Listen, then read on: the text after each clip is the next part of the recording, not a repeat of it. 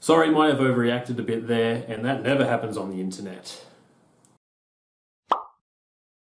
Okay, so Isla Nublar's volcano is erupting, and the dinosaurs are at risk of going extinct again. So Claire and Owen are hired along with a group of mercenaries to go back to the island and save as many dinosaurs as they can before the island explodes. And naturally, things do not go as expected. So Chris Pratt and Bryce Dallas Howard both reprise their roles as Claire and Owen, but they don't seem to have the kind of charisma and kind of chemistry they had in the previous movie. They seem to be watered down a bit compared to how they were in the previous movie. Not saying they're terrible at acting or anything like that, they just seem a bit off in this movie, like not like their regular self. One thing on the internet that people are complaining about is how Claire is now trying to save the dinosaurs, whereas in the last movie, she was just exploiting them for money. But I feel, as in between the previous movie and now, that she has realised that what she was doing is wrong, and that these are actual living, breathing creatures, and they deserve to live, and that's why she's doing what she's doing in this movie. That's just how I see it. We have two new characters, Franklin and Zia. I'm not sure what the actual actors' names are. They're just comic relief characters that don't really serve that much purpose in the movie, other than to be comic relief or to help in like subplots that don't actually go anywhere. Franklin's only there so he can hack into the old computer systems, and so Claire can put her handprint in the computer or whatever they're doing, and it helps them track and see where all the dinosaurs are because they have tracking chips in them. They could have easily just cut him out, and Claire just needs to go to the island and just use her handprint, and then they're good to go.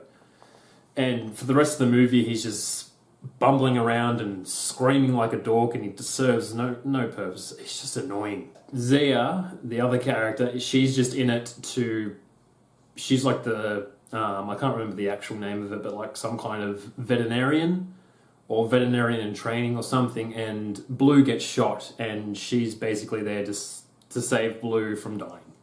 And that's all that she does in the movie. And that's a whole subplot that doesn't really go anywhere either. Jeff Goldblum is in the movie, but it's basically just a cameo. He has...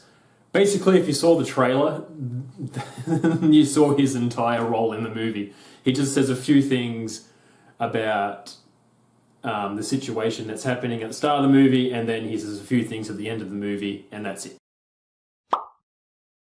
The theme of this movie seems to be whether to let these animals, these dinosaurs, live or not. But it's not really done very well. They're doing it about as well as I'm explaining it. Like, they don't, only at the start of the movie and really at the end of the movie do they really ask the question, do these dinosaurs really deserve to live? They don't really discuss it or really explore it very well throughout the movie, I feel. As in tone, it kind of, in the previous movies, mostly Jurassic Park, it has like half and half of whimsical and wonder, and then other half is just action and horror. This one focuses a lot on horror. There's not very much whimsical and, oh, dinosaurs, these are so cool in this movie. There's like one scene, and you saw it in the trailer, it's when the Brachiosaurus is walking past. And it was just like, ooh, dinosaurs. But why is it always the Brachiosauruses?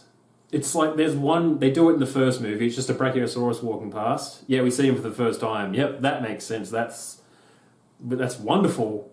The third movie was Brachiosauruses, or maybe a different dinosaur, looked like Brachiosaurus. In this movie, another one. Ugh. But towards the end of the movie, it does go like full horror slasher flick. That's not very scary. It's just basically them in the mansion running away from the Indoraptor. Action is okay. They do have some pretty good looking set pieces, especially when the volcano actually does erupt and they're running away from the dinosaurs and they're in the gyro ball and that kind of thing. That was pretty cool. And when everybody's getting chased by dinosaurs and everything, those are the most entertaining parts of the movie. But going back on the whole gyro ball thing, like they fall off a cliff, like this massive cliff, like Claire and the other guy, they fall in there, and then Owen somehow gets caught up in the ash of the volcano and doesn't die somehow. Then he manages to jump off the cliff, which is really far down. Like you would die or get injured at least jumping that far, and he's fine. And he's there trying to rescue them. Actually, I know the reason why that he survived all that so easily. He has the best kind of armor. Plot armor. Yeah, and he's trying to save them, and then he has to swim away for some reason, and then he comes back, and he has a knife. And like, where'd you get the knife from, bro? Like, I didn't even think of that when I was watching the movie. One of my friends who we watched it with walking out, and she's just like, where did he get that knife from? He swam away and came back, like he didn't have it on him. And it's not very gory, but like other Jurassic Park movies haven't been particularly gory. Like people get eaten by dinosaurs and all that, but we don't really see anything that's too bad. Like in the first movie, we see Samuel Jackson's character's hand fall down when the Velociraptor attacks, and we see blood and everything. It's gory, but it's not that bad. Like a similar thing kind of happens in this movie, which I'll get to in the spoilers. With the music, there was nothing that really wowed me, nothing I even really remember from the movie, other than like John Williams' original theme for Jurassic Park. I remember, like you remember that's ingrained into our heads now, but all the other music, I can't remember it, and I don't really have any urge to look it up to listen to it again. And it's funny because the score's done by Michael Giacchino, and he, as I said in my previous review, he did the score for The Incredibles and Incredibles 2, which in itself was a unique soundtrack in them both, and I enjoyed them. But in this one, there's just nothing. Like the CGI in this movie is fine. There's nothing that was terrible, but there was nothing that really wowed me. Although I admit the Indoraptor did look pretty cool. I remember seeing somewhere that this movie said it was going to have more animatronics in it than previous Jurassic Park movies, excluding the original Jurassic Park. But I don't remember seeing anything that looked like an animatronic. I can think of a couple of scenes where they would have, and I actually did notice they did, but it didn't seem like there was a lot. But then again, it might have been animatronic blended with CG, so maybe it just looked like CG. I think they did that with the first Jurassic World.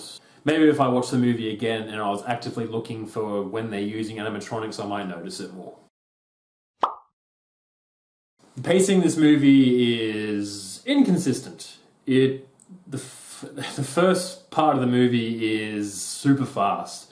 Like from the time it goes from them discussing whether to go save the dinosaurs and then going to save the dinosaurs and they're on the island goes by really fast. And they don't actually spend very much time on the island. I thought they were going to spend a decent amount of time, a chunk of the movie on there tracking down the dinosaurs and trying to capture them to take them back to the mainland. But that doesn't happen. Yeah, that's brushed over very, very quickly and we don't really see much of the island. The largest chunk of the movie is when they're in the mansion, and that's when things really start to grind, not to a halt, but it goes really slow from there.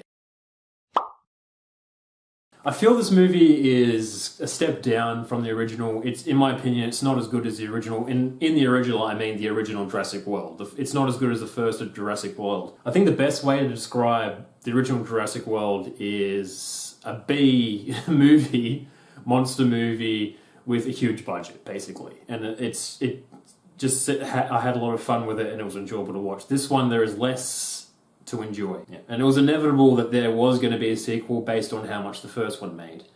And by looking at how much money this movie is going to make, there is definitely going to be a third one.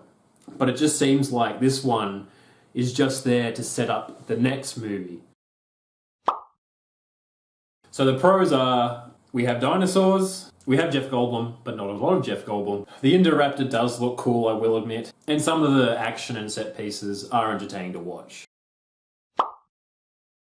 Inconsistent pacing, annoying side characters, This movie only seems to be there to set up the sequel, the next one that's coming. There is not enough Jeff Goldblum. And the whole theme of asking the question whether should we let these dinosaurs live and everything seems rushed and not well executed. So I'm going to give it a 5.5 out of 10.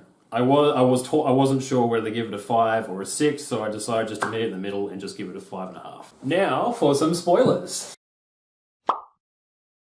So there's a cloned girl in it for some reason. You might have noticed when I was just talking about it before, I didn't mention anything about the girl that was in the trailers. I can't remember her name. But she's the clone of... Fuck, I can't remember that old guy's name. I can't remember Mark Hamill's partner's daughter's clone's name. Well, that's not confusing. But yeah, basically she's a clone, and I think she's only in it so at the end of the movie when the dinosaurs are going to get gassed and all die, she's the one that can make the decision and just go, yep, let them free, they're just like me, they deserve to live. Even though Claire was pretty much close to doing it before, they could have just said, yeah, Claire presses the button and said, yep, these dinosaurs deserve to live. People don't seem to be affected by their wounds like people and dinosaurs. Like, Blue gets shot and then that veterinary girl has to save Blue, and by getting T-Rex blood. I don't know, how does that work? Like, it's not like Velociraptors and T-Rex, they're not exactly the same. I don't know how getting a blood transfusion from a T-Rex to a Velociraptor is going to help it. I don't understand. Maybe they just wanted to have the T-Rex in the movie more because the T-Rex is not in the movie very much. But yeah, Blue gets shot, and then at the end of the movie, she's fighting the Indoraptor. The Indoraptor. The Blue's fighting the Indoraptor just like she has no wounds at all. Like she's fine. So that had no effect on the plot or anything. And also when Claire and Owen and that are getting chased by the Indoraptor, she gets I think it was the Indoraptor's finger or something. Its clawed finger just went through her leg, and she could barely walk. And then the Indoraptor goes off to chase the cloned girl. And then Owen has to go after him, and they chase each other around the mansion, end up on the roof, and somehow Claire made her way up on the roof with that gun, and they stopped the Indoraptor together. Like, she got stabbed through the leg and like couldn't walk before. Like, how does that work? And the whole Indoraptor thing with how they get it, like they're going to sell it as like a biological weapon to take down terrorists or whatnot, and the way they're going to use the Indoraptor is that they have like a gun with you have to put a red dot on the person, and it makes like some kind of noise or on a frequency that the Indoraptor just has to go right towards it and kill it. Now, if you can get close enough to somebody where you can aim a gun at them and have the red pointer thing on them, wouldn't it just be more effective to shoot them than to send a dinosaur in that you have to try and capture again later? It doesn't make sense. And like with Claire using it, she just like points to it at Owen, and Owen's supposed to know what to do. Like as soon as the Indoraptor charges at Owen and he just gets out of the way and then everything happens. Like, how did he know to do that? They didn't plan that at all. She just was being a bitch and got the gun and then just pointed it at him for no reason. Oh, it's just stuff like this. It just ruins the movie for me.